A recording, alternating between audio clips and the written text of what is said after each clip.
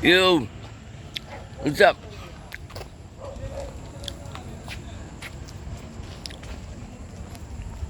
Dito ako sa Palayan. Dami nakatambay eh. Yeah.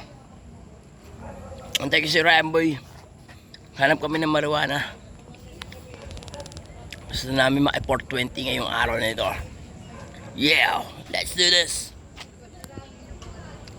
Wow.